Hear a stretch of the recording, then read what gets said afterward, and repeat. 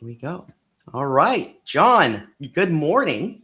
It is Good morning. great to see you. You too. And everyone who's going to be joining us here shortly, welcome to the dialogue.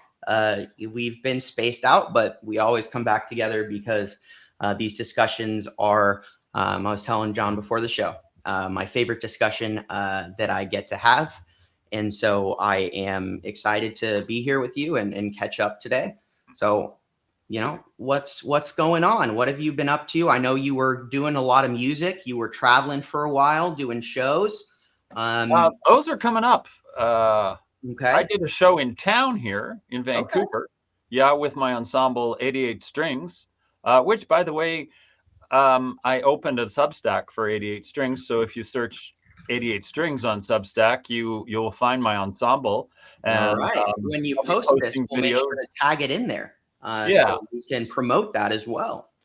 I guess I can put it in the comments. I'm not like you're the fancy guy on Substack here. You can always put up those links and all that stuff. I don't even know how to do any of that. I just That's show right. I up with got the you camera covered. and say, "Hi, Shane, how's it going?" Yes, So absolutely. that's new. And we're really. I'll just briefly talk about 88 Strings. It's an ensemble that I formed in Vancouver several years ago. During COVID, actually, we did our first concerts in front of video cameras in empty concert halls around here. And so then we did our first concert, our first real concert in the fall of 2024. And we've been, our words getting out about what we do. I play classical guitar in the ensemble, which is my other hat. Usually, most people these days know me for electronic music, which is electronic. But I've been playing guitar since I was 8, and classical guitar is my instrument. So we also have a harp, and then we have a Persian tar. Yeah, Whoa. that's I like have the word. never heard of that. What is that? Is it like Okay, the it's like big? the word guitar without the g in it. Okay, so tar. And actually, that word tar is the tail end of the following instruments: tar, which is Persian, and it's a three-string instrument, sort of similar to maybe Americans might know like a dulcimer, right? The little small little instrument with three strings. Well, it's related to that one, called a mountain dulcimer. Sometimes it's played in the Appalachians a lot. I was gonna say, is Um, it an Appalachian instrument right there? Appalachians. I said that wrong, I'm sure. No, it's okay. I say it like right 50% of the time, and then it There you are. depends on how focused I am on my pronunciation on a Okay. given day. So there's tar, guitar, and sitar is the the Indian instrument, the sitar. Okay. Probably Okay. most people know what a sitar is because Ravi Shankar made it famous, and anyway. So that's the other, and then we have the Chinese guzheng, as it's called, which is a table harp with 27 strings, and in the soundboard sits on a table with strings across it, and there's a bridge on every single string. It's a very interesting instrument. Also related to Japanese koto. So if people watching want to go do a quick search on that, if you put in KOTO into a search engine, then you'll see the Japanese version of it. And then Oh, if you're interesting. there, you go. Shane's very quick with that. And so if you look at that instrument, the Chinese version is very similar, and it's spelled. Oh, thank you very much, Shane. Yeah. You're so good. Okay, so this is the Japanese koto, and you'll see all those white things. Those are bridges that are holding up each of the strings. And right there, you're going to see that there are, I think, 14 strings, if I'm counting correctly. Yep, I think 14 strings. So the Chinese version of this is called the guzheng. But if you search for ZHENG, then you'll see the Chinese version of this instrument, which Shane's going to put up on the screen, I'm sure, within a few seconds. Well, this is a Chinese athlete, so I must have spelled it wrong. Is it ZH? How do I spell it again? Oh, right. I'll say Z, then you'll know. ZHENG. And then if you go musical instrument, then it'll come up. Yeah, grab my trust in good old Wikipedia here. Oh, yep. Got him. Make sure this is right. There we go. There we go. There's somebody playing the guzheng, and That's that's a the better instrument picture, I by think. itself. So harder to see the bridges there, but there are, I think, 27 of them. So it's a larger instrument than the Japanese version. And the way this thing is played is the player would be on the top part of the picture, and they would play the strings that you see on the right. And if in this picture, you can see her playing on the right side of the instrument. On the left side of the instrument, the left side of the bridges hold up the strings so that they're two sides. The right side is the side she plays on, and then she can bend the notes. Every single note on the instrument can be bent. And so the expressive quality of this instrument is like almost always having this bending fluid sound in it. It's a really cool sound. So the only thing that comes to mind is like bending a note on a blues guitar sort of thing, right? Just imagine that being part of the expressive character of the entire instrument. That's what this thing is all about. So if you want to just put up 88strings.ca, you'll see our website right away. And I'm so proud of this group. We make really absolutely fascinating music. Um, the One of our first feedbacks from audience was to describe what we do as plucked string heaven. There's the website. There he is. There he is. The man, the myth, the legend, front and There you center. there you go. That's what I do some of the time. And so that quote at the top is a quote from the last gig we did over on Vancouver Island, actually Salt Spring Island, a small island off Vancouver Island. And basically, he's giving us great praise for our sound and the music that we play and whatnot. So go check out 88strings.ca. We've got tons of videos on the video tab up at the top there, and it'll make your day. It'll brighten up your day. Absolutely. I think that was a great way to start. I think we learned about two instruments that I have never heard of. Right. So that's pretty cool. And for sure, I mean, I put the link here in the chat for anyone who wants that, and I'll make sure that I include the link. Right. So Later. so Shane asked me, what have you been up to? And I have to say that I've totally slowed down following the nonsense about war because I don't believe in it. No, And what is it good for? yeah, what are you gonna sing it? War. What is it good for? Absolutely. Absolutely nothing. Right That's on. right. Okay. That's right. Some stuff lasts forever. It's called War Pigs by, I forget which band did that, but the title of that song is War Pigs if you want to look that one up. War pigs. Okay. And it's from the Vietnam War, so it's from the late 60s, early 70s. So I've been really getting much more back into making music, and just playing, like spending a lot of time on my classical guitar, just escaping into that universe of sound. And then alternatively, we don't have to do everything about me today, but alternatively spending quite a bit of time on my electronic music, which is like the Jekyll Mr. Hyde sort of thing, where I was classical listening music to is, Sirens of Kiev this morning. is the angel, and the electronic music is the devil, you could say. Yes. That's me. Yeah. That's where I've been at. And Common has you covered. Black Sabbath is the band. Yeah. So, no, I mean, I'm glad to hear, and I've been telling a lot of people this at the end of a lot of my live streams I've done recently. It's how important it is to do what you love, even when there is a lot of bad stuff going on. And so I'm really glad to hear that you are prioritizing yourself and your happiness and your health. And I think that's something that everyone should be doing, especially right now when everything is just so effed up. Right.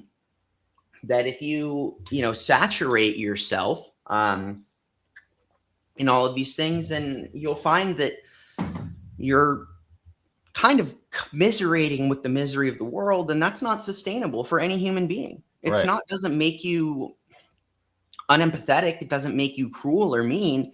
It makes you realistic.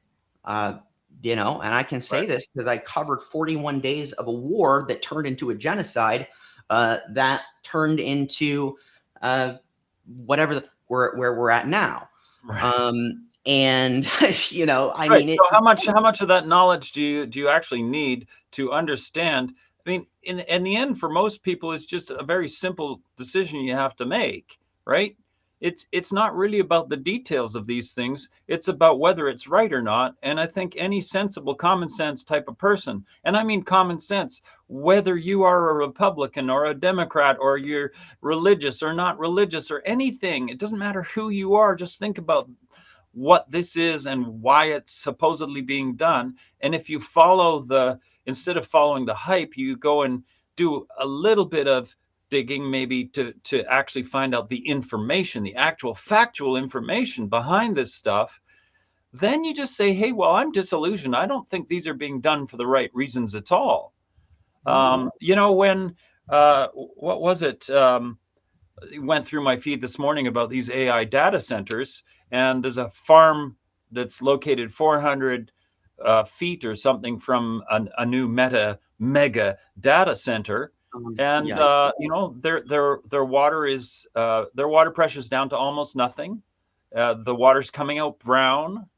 There's rumbling in the ground, you know, and who's paying for that? Well, you know, why isn't Meta and Amazon and all these big corporations who need to suck so many resources from, you know, from society, electricity that they use, all of the resources that they use to make record profits, why can't they pitch in through being taxed better or whatever?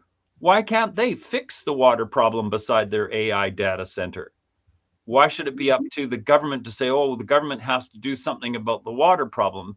Well, no, Meta should do something about the water problem. They've got money, Yeah. right? Well, like So, let's talk about desalination. They've had it since the 80s in the Middle East. You right. want to run and cool your data center. It's not like they haven't known that they could build desalination plants and use the ocean to cool their data centers. Right. It's merely a matter of upfront investment and cost. They just don't want to do it. They'd rather build and drain an aquifer, right? Like that is the whole kind of crux of it at the moment. And a lot of it. Go ahead. Well, a lot of it, I think, comes down to apathy, right? I mean, how people need to care. And we're getting there in America. I was reading about some economists. We're looking at 6 weeks before, you know, the bottom 40% runs out of money. Credit cards are maxed. Gas and groceries keep going up. You can't get it, and it's like debt is ballooning. Little things like, you know, when you really want to monitor how an economy is doing, you look at things like, I don't know, Walter Ryan, a good friend of mine, put out a good note talking about this as well. And he said he was talking to an economist, and one of the measurements they're using is, are people paying the extra 50 cents to put extra cheese on their pizza? When people start opting out Cutting of back. the things, that tells you that they're worried about 50 cents. Right. And that should tell you something, because that's, and, you know, Donald Trump was asked before he went to China, I guess, you know, how do you feel about all of the Americans who are experiencing the stress at the grocery store and the pump? He said, I don't care. Iran can't have a nuclear weapon. You know, there comes a point where it's like people are going to realize, and the point I've always pointed at, because American apathy runs so deep, is that people need to be hungry, that they cannot, that the gaslighting in American culture that if you hustle, you'll be rich is no longer feasible. That the 2-3 job hustle can make it happen for you is no longer feasible. Well, so Shane, really, I mean, you're calling it apathy, but isn't it also mythology? It's a mythology that the American people have, that nothing matters except if you work hard, you could become a millionaire, which is just kind of absurd. It's such a simplistic, juvenile way of looking at anything. It's so simple-minded that only a simpleton could think that way. Sorry to insult the people who really believe that. But of course you should work hard. Everybody should work hard. But that's not the only factor that gets you to success. There are lots of other factors. There's discrimination. There's racism. There's moneyed families, and you know poor families who've always been poor, families that have always been rich. There's all sorts of factors that lead to people actually succeeding in life, not just personality.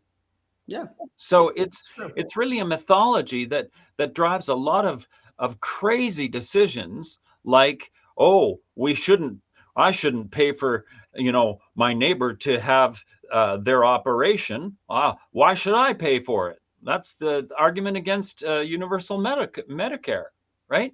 And of course, any Christian, I'm not Christian, but I know enough about it to say, aren't you supposed to like help your neighbor? Yeah, Isn't that exactly. kind of part of your whole culture? Your whole Christian culture is supposed to be to help the underdog and help the poor. Isn't that what you go in and Jesus tells you that every Sunday, but you go home and do the opposite? What's wrong with you? Yeah. And there's a mythos there too, right? They've created the myth of what is Christianity, and that's Christian nationalism.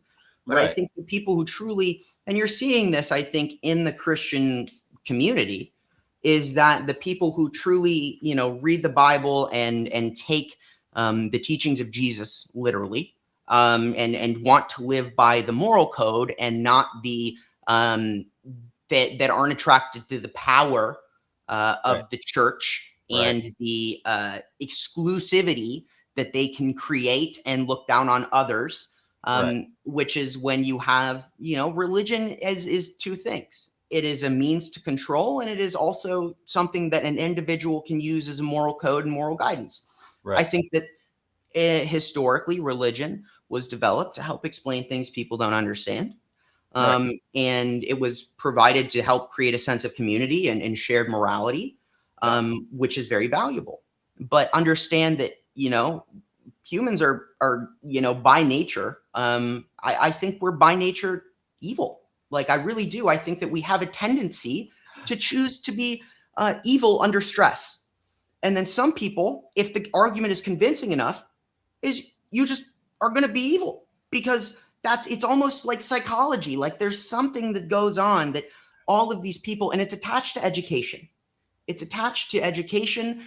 I think the crossover is, the more you understand about the world, the more you see that people are different, and that there's other options and other ways of life, and that you can have healthcare. Like, the issue in these countries that we consider poor is not that they don't have universal healthcare. They do. You have the same access to healthcare, except they don't have all of the equipment and the doctors that we have here. In America, we have all the equipment and the doctors, but you can't get it right. without selling Well, your arm or your leg, Well, right? okay, so that you've used the word evil, Yeah. saying that humans are inherently evil. But what about thinking about the cause of this being power rather than evil? Yeah. That once people gain some power over, not even over others, but feelings of self-worth, like, oh, I'm a powerful person because I've attained a position in a corporation or a religious denomination. I'm the priest. I'm the powerful person. Right. The expression, power corrupts and absolute power corrupts absolutely is an expression for a real reason. Hmm. And this is the conundrum, I think, about powerful people, is that in my view, the easy explanation for why they do bad things is that they're inherently evil people.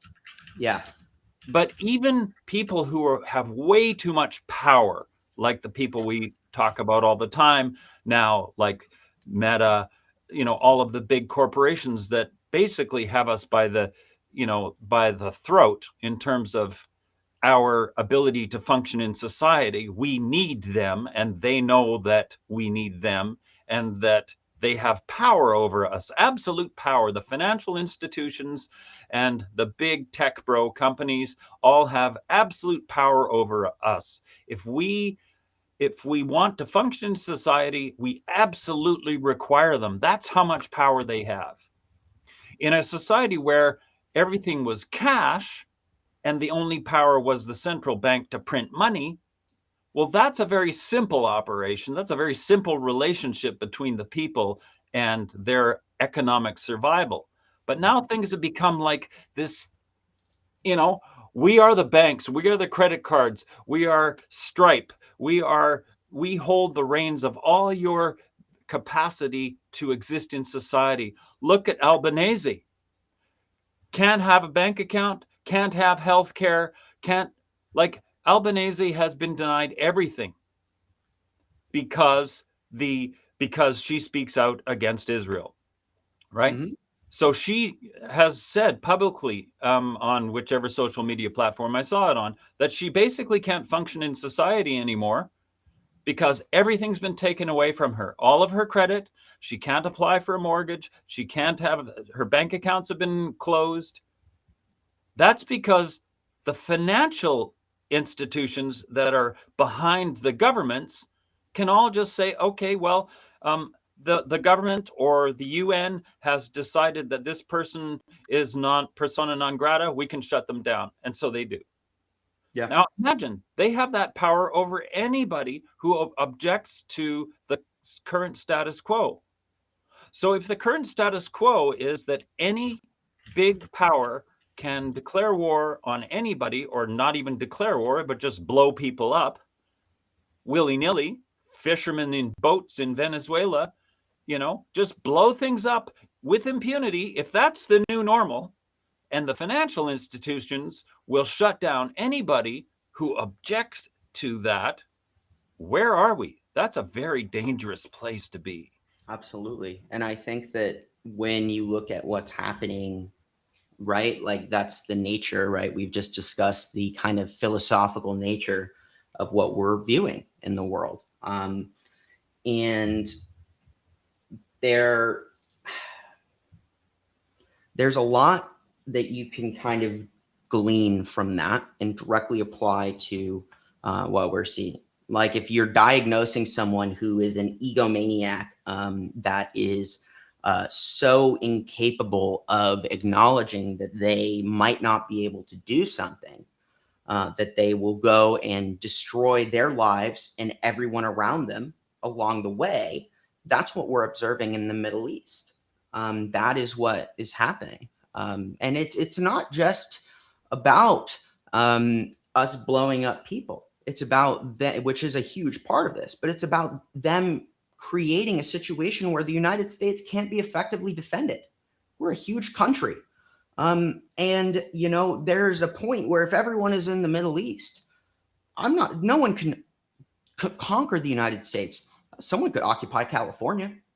Sure, China could sail across the sea or launch missiles. And if we have moved all of our stuff to the Middle East, which they've done, like the really interesting fact, I will say interesting is one way to describe it, but there was a plane in Prince Sultan Air Base that was blown up. I believe this was in late March. But there was a big deal because it was one of supposedly only 16, and there's no more. They will never be made again. They were made in the 70s. They've been there since the 70s. And this is the plane that allows us to detect missiles from 300, kilometers away, right? It's the difference between scrambling to react and planning your response, which is a big deal. Right. In 2024, that fleet was estimated at 55.8%, which means that they said they had 15 or 16, but that meant that only 8 were working. For this whole operation in the Middle East, they pulled at least 4, maybe more, and one of them just got blown up. So what does that really tell us? It tells us that now we're down to minimum 7 of these things to protect our entire country. And we've put more than half of them in a place where they've already been blown up, and they will get blown up again. Right. So it's not even about just their issues. It's about what they're doing. And I do not believe in war or I don't believe in any of it anyway. I think we should sink all of our carriers and turn them into artificial reefs. I've said it again and again, and I believe it. I think our Navy is a waste of resources. I think it's a stupid. The Pentagon is a waste of resources. No one's going to invade us. No one's going to do that. If you want to be involved, share troops at the UN. We have mediums for international security. We have, peacekeeping forces. It's not the issue. It's imperialism, right? And that's an important distinction we've made here. But every empire overextends itself and collapses. And it always happens when an idiot gets in charge. And now we have idiots. And they, not only that, they're using decades of stockpiles to kill children, to indiscriminately bomb. They're sending troops deep into the desert with no easy way out. The article I put out yesterday, it's called "The Uranium Heist and Operation Fubar and the Uranium Heist," right? And it's about how this whole phase 2 is because they failed phase 1. Right. And they tried to steal all of this uranium and they messed up. And a lot of people probably died. Right. And instead of realizing that, the cost here is not reasonable, that they're not boots, they're people, that they don't care, because there's a lot of elements here. You look at the greed. They are more worried about losing the investments in their personal companies and their personal scams that these Gulf Cooperative Council countries have made, I think, than they are worried about the ultimate outcome at all. Right. So would you say that the uranium excuse is in fact just that? It's just an excuse, because as far as I can see, the analysis from people who actually know about these things is that, first of all, Iran claims that it only wants to have enriched uranium so that they can have nuclear energy to run their society just like everybody else. Well, that seems reasonable to me. Okay. Oh, but you can't trust them. Okay. So we can trust Israel that won't declare. We should trust you. You can trust Israel that won't tell you whether they have nuclear weapons, because, of course, if they announced that they did, then the U.S. wouldn't be able to fund them anymore. That's a pretty straightforward thing that most people already know, right? But the country that claims that it's against their religion to create a nuclear bomb, you won't believe them, even though they're a theocracy. And you could probably go into their religion and find the evidence pretty quickly. I'm unfamiliar with their religion, but it seems highly plausible that they are religiously against that kind of weapon. Okay. And then you have the other evidence that came through. I read it today, was that even their long-term ballistic missiles, they couldn't make one that would even come anywhere close to the US for at least a decade. So there's no imminent threat from Iran. The concept that there's an imminent threat from Iran is bullshit. It's like weapons of mass destruction. It's the same bullshit over and over again. So that what? So that the people of America are safe, or so that the corporations doing business in the Middle East are safe? Well, exactly. That's a multiple choice question with only 2 answers, folks. You either pick A or you pick B. There is no C in this instance. No, it's this idea, like I always say, like the whole thing with the nuclear issue is part of the narrative that the United States has had to concoct to justify its over-involvement in the Middle East since the Shah was overthrown and they lost their power and their influence over Hormuz. And they pivoted to, the GCC, and they've done everything they can to control the gas and oil industry. They've been doing that. And that's what it is. I mean, historically, the nuclear situation, there's no reason Iran needs a nuke because they have the Strait of Hormuz. They don't need it. That's way better than a nuke. Leveraging 20% of global energy trade versus building a nuke. Come on. That's a no-brainer, because One starts nuclear Armageddon, and the other just allows you to do what they're doing now, which is extract concessions from the world because you control something that they don't have a clean solution to. There is no alternative to Right. Hormuz, and they So, know so this. yeah, and so let's just explore using different language than the big media is willing to use. Let's just call it historically what it was and call it what it still is. The Shah was put in because the police force for British Patrol. Oh, Whoops. there you are. You're here. You're good. So, British Petroleum, sure, put in some infrastructure in Iran and derived benefit from it, but they wanted more. So they had to install the Shah of Iran to make sure that they could get cheaper oil so that there wouldn't be this nationalization of the oil that was going to happen. So they installed the Shah. Who's they?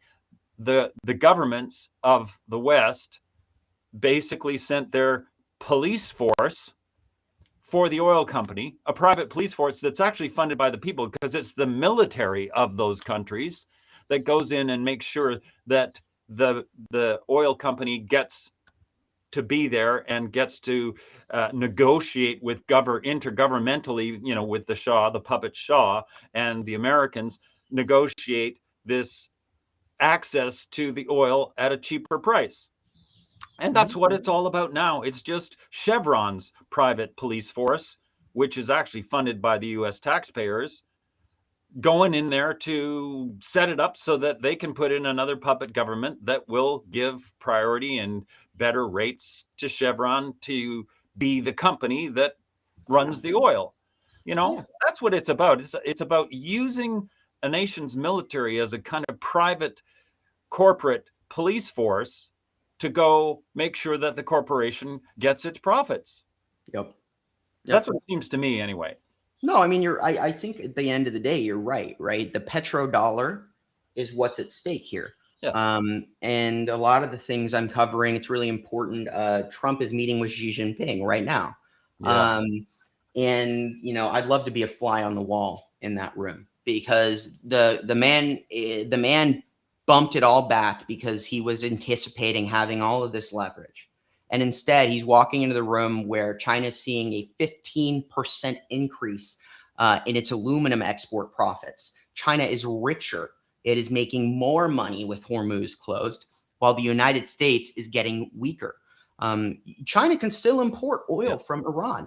China can still do overland transfer of resources to Iran. They built the Belt and Road. It was decades in advance of them building all of these things. China plays the long game, and a narcissist and an egomaniac satisfies their immediate urge. This is exactly the circumstances you would expect. And I was talking to my partner the other day, and I said, I think things might have gone differently if they hadn't spent the last year and 3 months purging the Pentagon of anyone who was competent and replacing them with loyalists.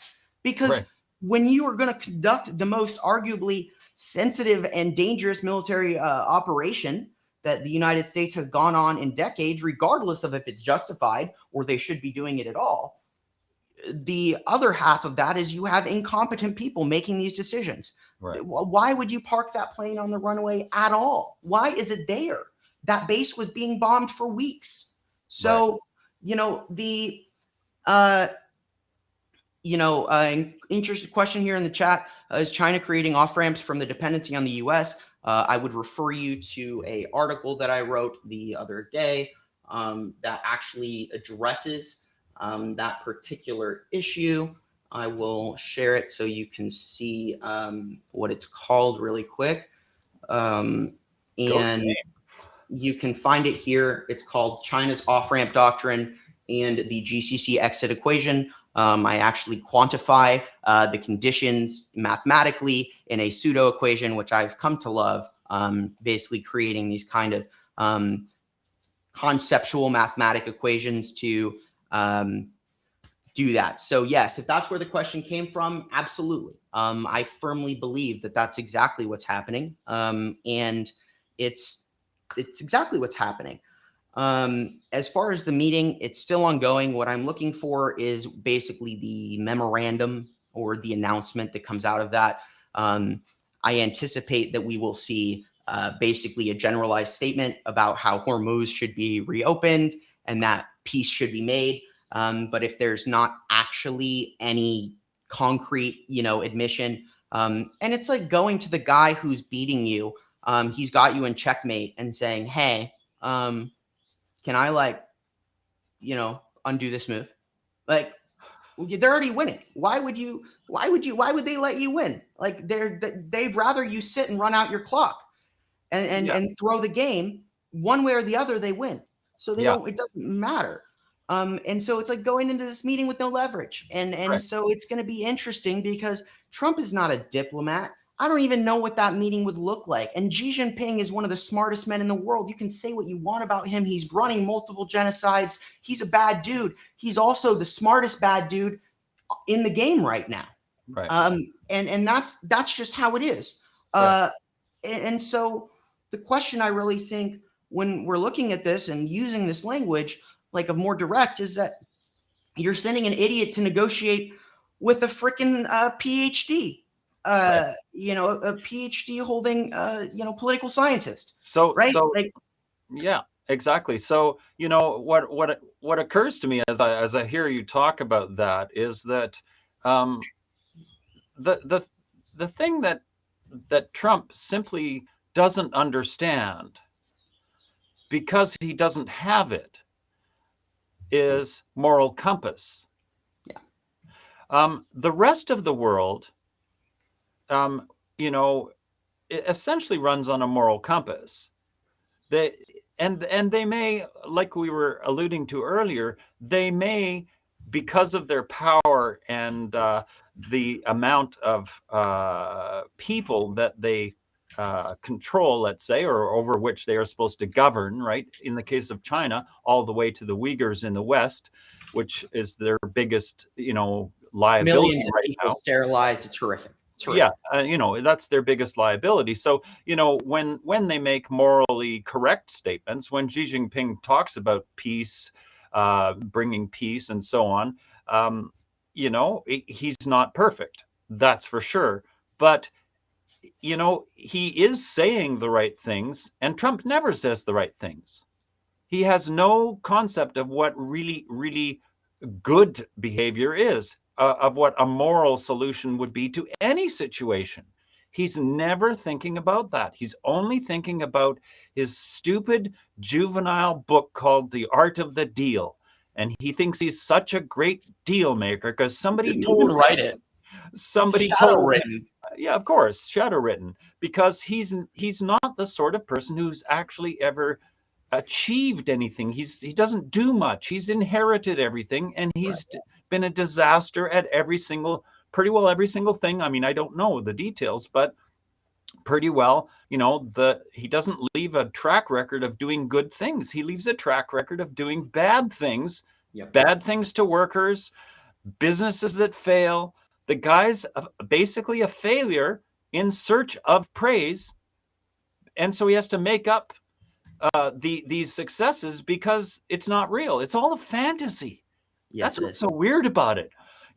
I don't know how many times I've commented on Substack this week. Weird. Just like people will make an observation, and I'll say, yeah, you're right.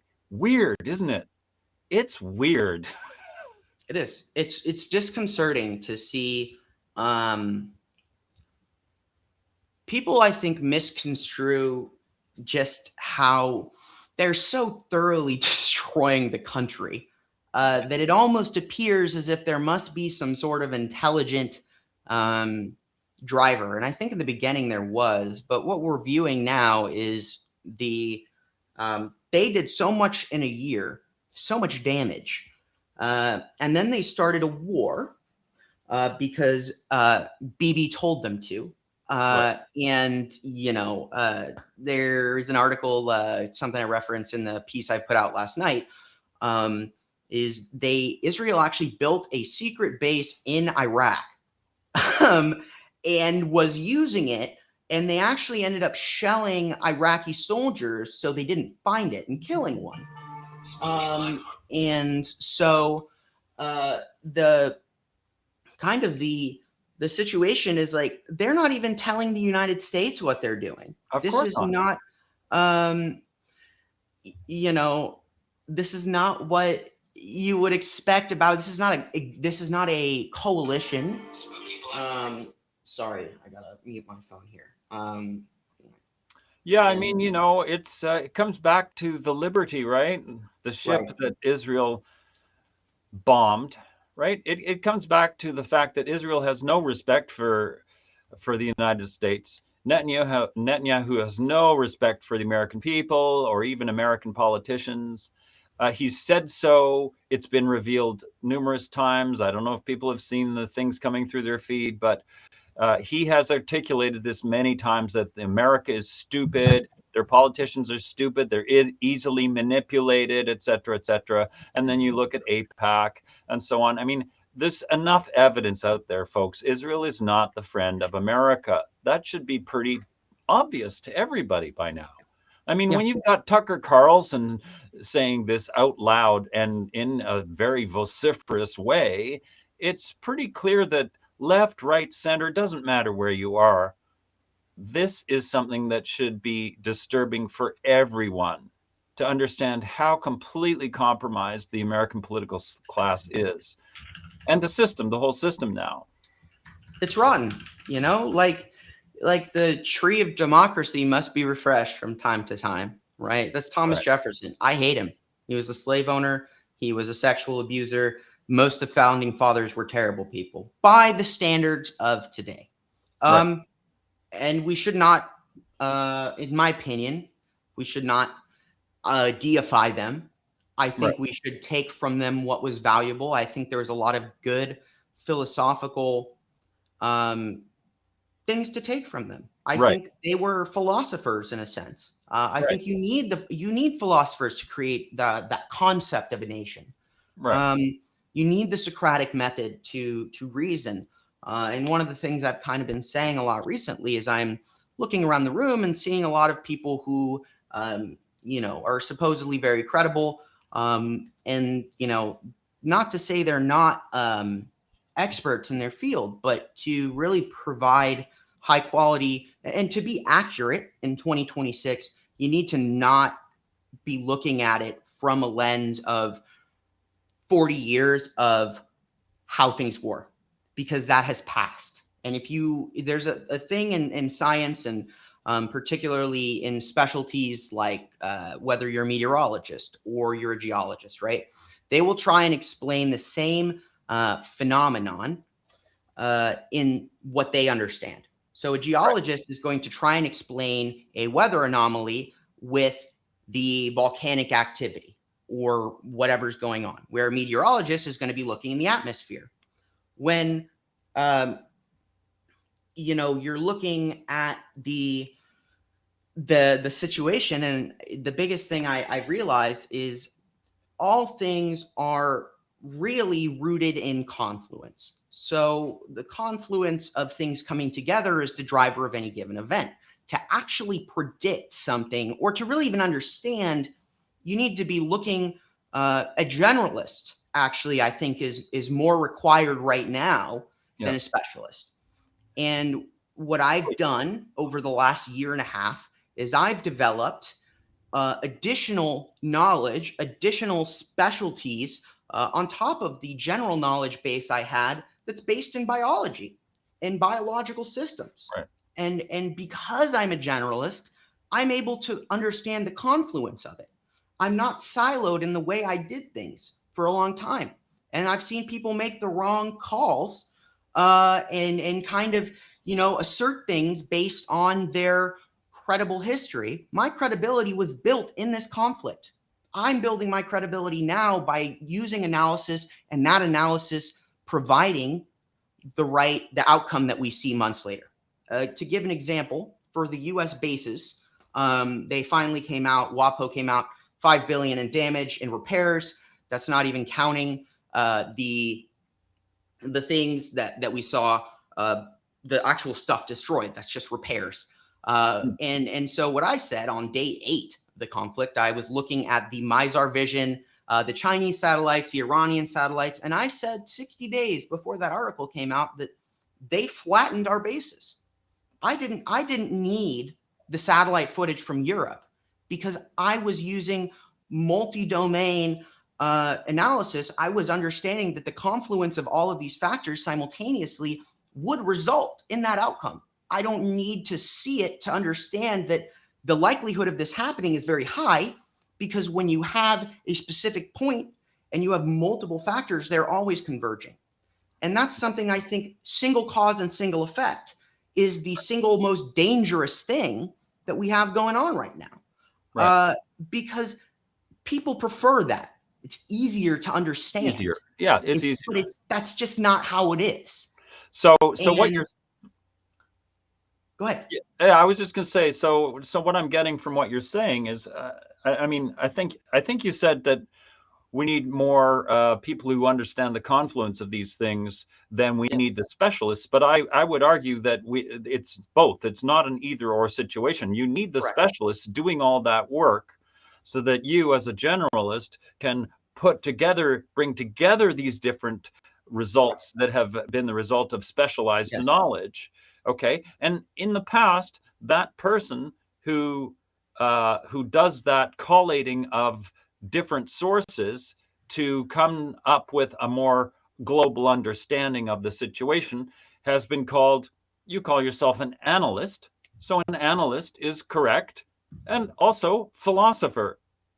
You get a generalist like Chomsky, for example, who had a specialty in linguistics, but informed himself about a whole bunch of different issues around world politics and sociology and so on, and was able to synthesize these things into really cogent arguments about how things are going.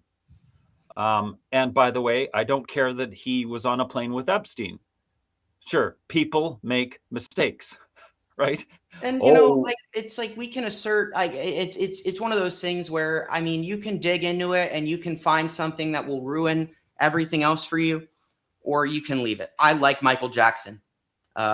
I like his music. I choose to listen to his music and enjoy it. And, you know, there's things I could do. I could look into all that other stuff, but I'm just going to appreciate the art. You can appreciate Chomsky's words, what he said, the messages that he shared. And that really is, I think, the takeaway I think that you're kind of trying to say is like, he had insights that are valuable. The Socratic method is the core of analysis, and in my mind. The which? Sorry, what did you say? I said the Socratic method is the basis of any good analyst. It's understanding what the Socratic method can tell you. And I keep coming back to this quote. And it's the most important one Socrates said: I know nothing. Right. Assume you know nothing and you will find the truth. Assume you already know the answer and you will find what you want to find. Right. That's the problem. And, you know, the comment here was really good. And it was from, you know, Courtney, and she said, you need a generalist leading and coordinating specialists. And that's really, I think, kind of the collaboration of what you said and what I was trying to say, kind of clarified, is you need someone to organize it, because the specialist is not capable of looking outside. They have built a frame and they're exceptional within it. Right. But if you only operate within that frame and that picture is merely part of a mosaic, then you're going to be asserting that a broader confluence is a direct cause and effect. You can have a confluence within the picture, but again, you're not looking large enough. And the truth, I've found, is available in the context between everything else. It is never going to be stated directly because institutions themselves are allergic to it. Well, they're self-serving, basically, right? Yeah. So you know, I mean, that it's absolutely right that you know, the main question, of course, a little bit of knowledge is a dangerous thing. One of my favorite quotes, and the Socratic method essentially is it posits that you want to know how to ask good questions, and Yeah. that the answers that come from the questions, the answers may be pretty good, but if the question's really good, it will generate a whole bunch of answers that will compete with each other. All of those answers will tossle until the best ideas emerge, and that's kind of the whole concept of the Socratic method. And that leads to this idea that the generalist, who's very well educated in the results of all that specialized knowledge. So they've read the results, and they may not, they may be able to read those results and ask some pertinent questions. They know so much about that specialized topic that they may be able to go in and say, have you considered this?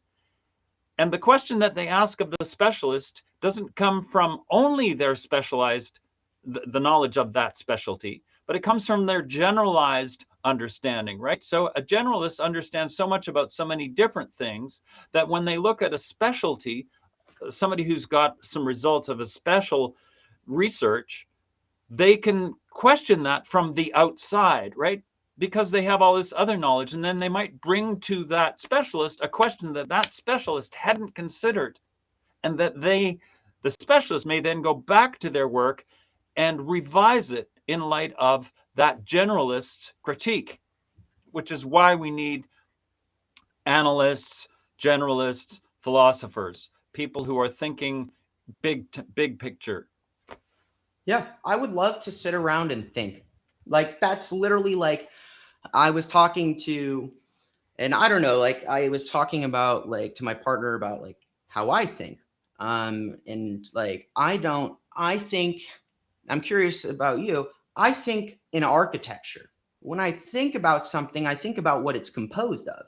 I don't think about this thing itself. I think about where it sits within a broader system. I want to understand, like, I could not do physics as an equation, but for me to understand why an apple falls from a tree, I need to know physics. And I want to understand why the apple fell out of the tree. When I see the dollar, when I see the silver market fall through the floor when it shouldn't, I want to understand why. To do that, I need to understand the economic architecture and the structure of the American, investment banking system. It's Right. not that I have all these passions. My passion is understanding. My passion is seeing the full picture. And I think, not everybody thinks that way. A lot of people look at the picture and see that's a picture. I look at the picture and say, what paint did they use? What style of brush? Right. Where did that idea come from? There you go. You're How, a specialist. right? You're But getting I'm into a your painting specialist thing. in critical thinking, and I'm a philosopher. I am. It's who I am. I've always been that way since I read the Allegory of the Cave. Right. We have an episode on that. Go to the dialogue. It was a really fun episode. You Yeah. get to No see us kidding. both act a little. You should go and watch it. Yeah. But like that is absolutely like what I'm passionate about is Yeah. understanding things because would rather I would rather understand than just appreciate because I can appreciate more if I understand. Right. Yeah. That's absolutely right. So I don't And know. How do you when you well, think that's the trajectory. That's the trajectory that once you've embarked on it, it's really hard to go backwards. It's hard to close those doors once they've opened to you, right? Doors of Perception, a book by Huxley. It's really tough to dumb down after you've opened these doors of perception, right? And that's I would say I don't describe myself as a philosopher because that's not mainly what I do. I've read lots of books and I think about it. But for me, the doors of perception that I open are in sound. yes. And that approach to making music is an approach that leads to necessarily to a kind of music that is not, let's say, not common. You haven't already heard this. I'm not trying to rip off the latest riff that's making billions of dollars and trying to do a sort of variation on that, because I'm not in it for the money. It's not not about, fulfilling. it's not money. It's not about money. So when I do stuff with writing music or in electronic music especially, I'm seeking, in my creative process, I'm seeking the opening of those doors of perception where I create something and I amaze myself. I go, oh, I've never heard that before. Yeah. And that's the process, not only that I go through when I'm creating music, but that's a process that I believe is the same process that people go through when they're exploring ideas and they're trying to push the doors open and see how their, perception of what they're reading is leading them to potentially a new idea. Now, whether it's new completely or not, it doesn't really matter, but it's that brain activity of realizing that you're bringing all these things together and that all of a sudden there's an enlightenment. And that's, I Mhm. think, what creative people do in whatever discipline they're at. It's a brain thing. It's something about the human mind that it's an addiction that we have to being creative. And once you've discovered that, it's really hard to go back. So Yeah. I consider myself quite You're a distanced from. composer. Yeah, I'm a You're a composer, composer. but That's how you are. That I would describe you as a composer. You take things that are already existing and you make something novel. right. That's the art of composition. Like it, you. That's. And it's but it's for everybody who does that, not only in music but in painting, yourself doing visual art, or anybody who does this as a hobby or a profession. Doesn't matter whether you make money from it or not. It's that activity of doing that thing that rubs consumerism the wrong way, because consumerism would rather that you just work yourself to the bone so you're exhausted at the end of the day, so that you go home and you use the thing that you purchased that is supposed to give you the pleasure of that replaces this kind of excitement that comes from having hobbies in the arts, let's say, or even in the sciences. You could have hobbies that are tinkering with electronics or whatever. Whatever that hobby is that makes your mind expand. That's Mhm. the thing that makes us most human, I think. And I would that's the agree. thing. That's the thing that the sort of capitalist proposition doesn't like so much. It really would rather that you just go buy the thing that you just finished spending your hours in the factory making, whether that's buying a shiny new car or buying a shiny new phone, or using a new app. Be passive rather than active. Yeah. Be a consumer rather than be a creator. Hmm. Of I think course, I'm on the side of creators. I think we're all creators at heart, and I really encourage everybody to pursue that. So this was supposed to be a talk about the Middle East, Shane, but we ended up talking about it's what always creativity. happens. That's just what happens. We call it a dialogue, and I think we did touch on the Middle East, but we touched on the Middle East in a way that is different because we Yeah, talked about um, uh, the underpinning kind of elements. And I just want to mention there is a QR code in the top right corner. If you want to go to 88 Strings right. and go to their website, you can scan that and it'll actually take you over there. So if you're watching a recording or you're watching this live, that's how you can get there. The link is on that QR code. I encourage you to do so. I have one more thing to say Yes, about please. this whole topic about the Middle East and creativity and the control of big powers, because that's kind of all the things we talked about today, right? Yep. Here in Vancouver, I teach music to young people, and a lot of my young students are Iranian people who've escaped Iran, and it's their daughters who are taking music lessons.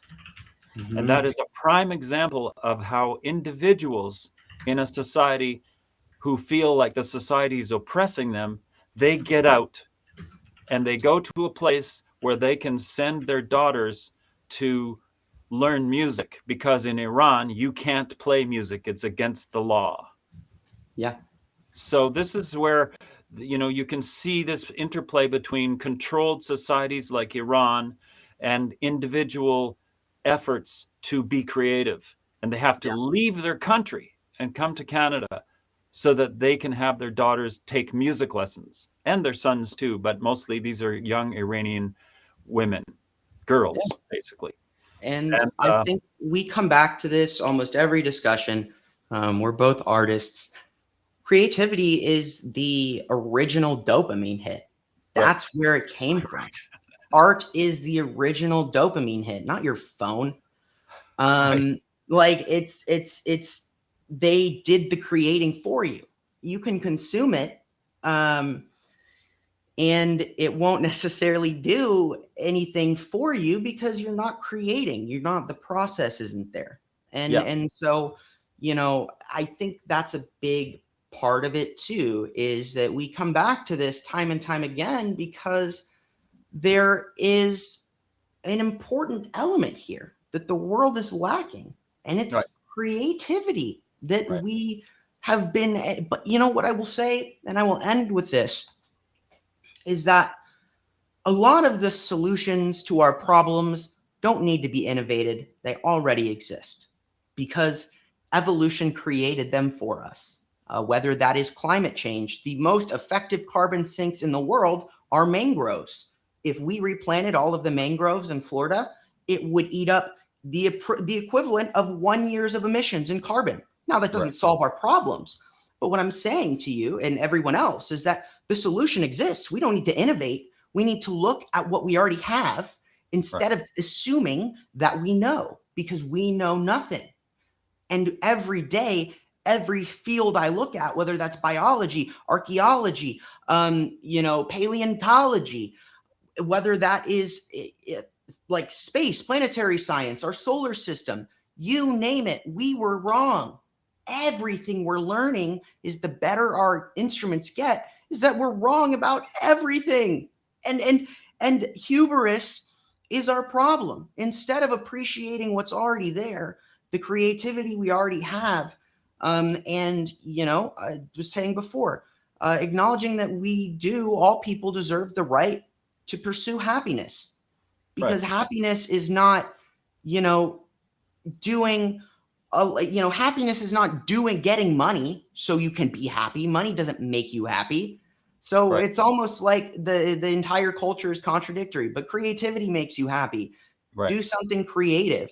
And Because it's the long shot.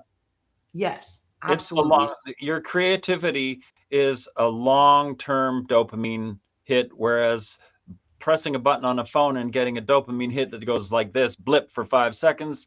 Well, you have to keep pressing that button to get those little 5 second, and eventually you just get tired of pressing the Yeah. button. Go out There's a and do something creative that has the long view in it. Yeah, there's a lot of people, I think, that have, I think, especially creators. And when I did my first ever TikTok, for my painting, I noticed this, is that there comes a point where you start to like worry less about the content you're making, more about whether it's doing well, whether it's getting likes. And I learned that pretty Hmm. early on. I think In Shane is that, frozen. Oh, he's back. oh, am I frozen? You were Okay. for a sec, yeah. Um, yeah. So I just kind of, to end on this, and I want to give you the last word today, but I think that there's something I learned, is that when you're a creator, you need to, it's easy to fall into the trap of, I'm more worried about, um, oh, John's back. We're just playing musical chairs here. Um, and, you get more worried about whether or not your content is being liked in an algorithm than whether or not it's like doing what you want it to do. Right. And you start to lose the creative aspect of it. You And then know, it that's becomes, practically another whole show on the instant publishing that we have available to us these days, right? And absolutely. so where you start looking at results, which, remember, bean counters like results, accountants like results, artists should not like results particularly. They should just keep doing it until they themselves figured out that's the good result, rather than having a feedback loop in the social media telling them that that's the best result, because that means you're following rather than leading. And as a creator, you want to be led by your own imagination, not by an algorithm. Absolutely. That's a I think very that's different. You could go on a whole new episode on that one, man. maybe we got it. I think that's a good one because we're not good at we're not good at sticking to the last minute shows. We just wander. So maybe this next one will go in with the intent of talking about that Yeah, and maybe how that. I think that would be a really interesting discussion talking about like the psychology of being a creator, of in making this time. content and Yeah, how that changes yeah, changes you. yeah. So everybody, thank you for tuning in for the dialogue today. It has been Thanks for a being here. wonderful discussion, and I hope you learned. Oh, you probably learned something today if you were here for the first 15 minutes.